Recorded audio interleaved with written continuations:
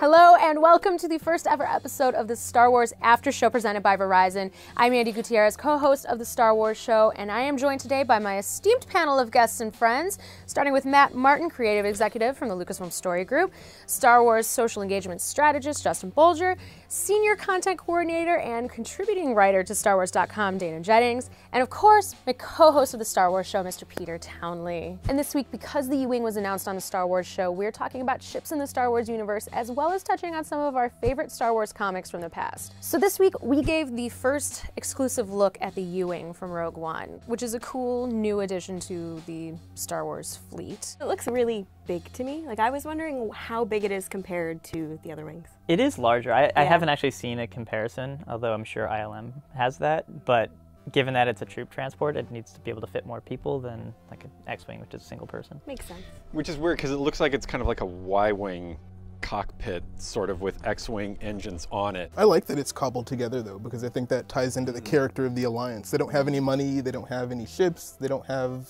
the funds to get the new stuff, so they just cobble together whatever they can. Yeah, Incom has some parts left over, and it's like, oh, we'll get the engines of this one and the cockpit of this one, and here you go. It's a U-Wing. Makes sense. Well, Let's shape it like a U. There we go, a new ship. Hey, come on. I think it's kind of interesting that, you know, what we've kind of been learning through Rebels is that, you know, different parts of the Rebellion had these different ships, and it's kind of interesting to have things that we haven't seen before, maybe in A New Hope, being used by the Rebel Alliance, kind of popping up here. For sure. I mean, what people don't think about is that A New Hope is only showing one very small portion of what's going on in the galaxy. So to assume that, say, A-Wings didn't exist because you don't see them in A New Hope is kind of not a safe assumption, which we've proven in Rebels. And the same thing with the U-Wing, which may or may not exist at that time, but either way, it wouldn't be super useful against a Death Star because you don't go and drop troops off in space. And different Rebel cells may have access to different resources, depending where they are, and that kind of thing. Exactly. One of the cool things I noticed about the U-Wing concept that we showed off was that it really does fit into like what we already have set in our minds as what Star Wars ships look like from this time period. It looks gritty. Yeah. I love that. There's a level of grime to me in A New Hope that is never quite matched by the other films. Something about the used universe or the used future concept that they had going on that you really, really see when you're watching that movie, and the U-Wing is covered in that kind of stuff. It's perfect. Yeah, because you have all of this found object stuff that's going on in A New Hope because things were just being cobbled together out of whatever models or spare parts they could find. And that same feel is all over the footage that we've seen from Rogue One so far. Which is exactly what you want, because it Totally. leads right into A New Hope, so why would it not match that movie as thematically as possible? Yeah, I think that's actually kind of one of my favorite things about the depth of the Star Wars universe is that a lot of people didn't love the designs of the prequels, but I thought that was cool because it made sense at the time. Like, you know, this is a prosperous galaxy. These ships should look nicer because, you know, they're newer and people actually are able to spend time and money on them. While by the time you get to A New Hope, it's, you know, essentially almost 20 years of not such a great time. The Rebels don't have a bunch of money, and even the Imperials aren't spending a ton of money to keep their stuff as top-notch as they need to. I mean, they're more about like just sheer numbers. That's why like TIE fighters, those are don't even have shields. They're disposable ships. Yep, they kind of stamp out the individuality from the kinds of ships that you see in the prequels where someone soups up their speeder, and then you go to A New Hope where Luke's speeder, and I know why this was done behind the scenes because that's all they had, but it looks like, we just mass-produce these things and people can kind of buy them, so the fun's gone out of the universe by the time you get there. So on the show, we got to see some of the new covers for Star Wars number 22 and Darth Vader number 25, which is actually the last comic in the Darth Vader series, which has been awesome. Guys, have you read all of them? I know you have read all of them, obviously. You haven't read 25. I'm not 25 yet, It's that's true. so good. Whatever.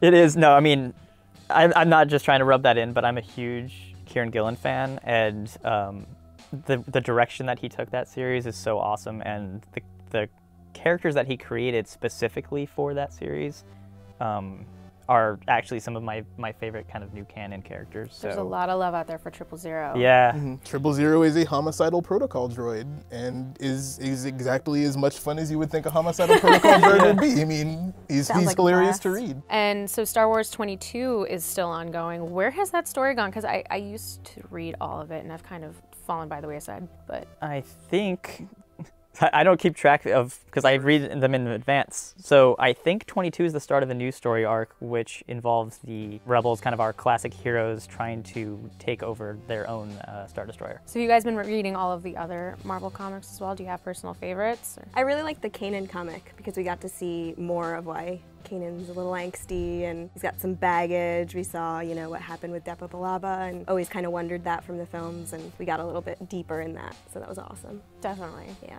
So we all kind of have like very different areas of interest in Star Wars, so I'm curious to know if you could have a comic series about a particular character or storyline, what would it be? I just want to You go see. first. I just want to see Jackson back in the comics now that Marvel's doing them again. He was such a ridiculous character, and it's like that was the stuff that I loved the most in the comics, was the things that were really weird and strange. And back in the 80s, before there was this massive amount of Star Wars continuity, it was really this open slate, and the Star Wars comics were really fun and ridiculous. And a lot of stuff that, looking back on it, says, this doesn't seem very Star Wars-y. This is kind of weird. But that was kind of the fun thing about it, was it was so unexpected what could happen. A Neenum comic, maybe? Yeah. Nice. Would they have to translate everything? No, that'd be the best part. It would just be little... Yeah. That's You'd what made figure the it out. Chewbacca comic so great. It's a really quick read. Yeah. I mean, there'd be a lot of pictures, a lot of laughing. He has a great sense of humor, you know? It's true.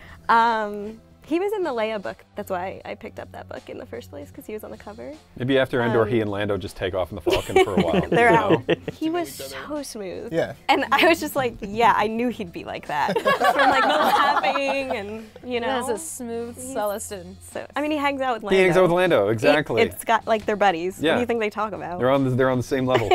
Yeah. Yeah.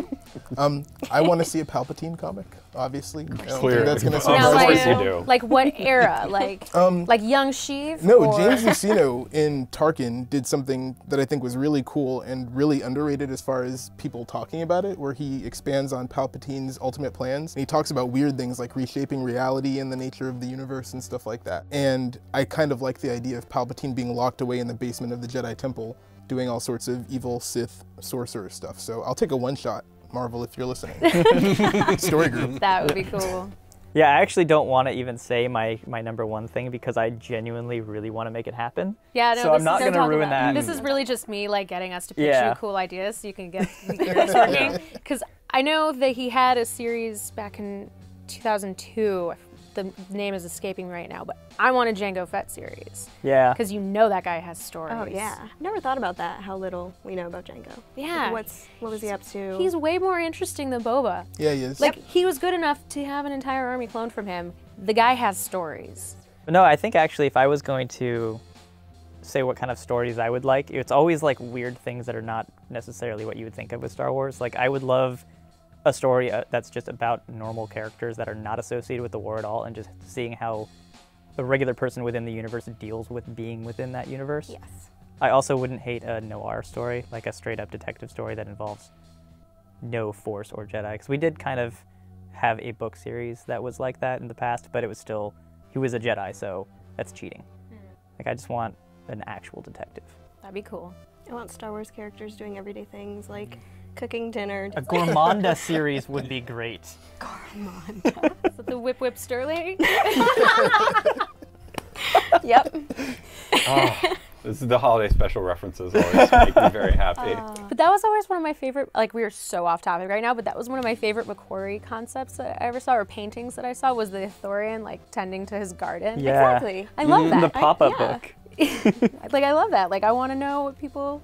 Well, because there is cool stuff out there that is canon, that about like little things that the creatures do and what they're known for, and they never talk about it in the films. They need to do something with that information. Thanks guys for taking time off from your real jobs to come and sit and talk about Star Wars, which is actually your job. So. We're doing this anyway. true. Yeah, Not you'd be doing sitting this on a anyway. couch and getting stared at. Well, by you left your lots of desk, other so people. for that, I thank you. I might still be on the couch. You might. And thank you all for watching the Star Wars After Show presented by Verizon. We'll be back next week with another brand new episode and possibly new panelists. I don't know. We've got a lot of people here. It'll be fun. We'll mix it up. And if you want to see more Star Wars show, head over to the official Star Wars YouTube channel or starwars.com.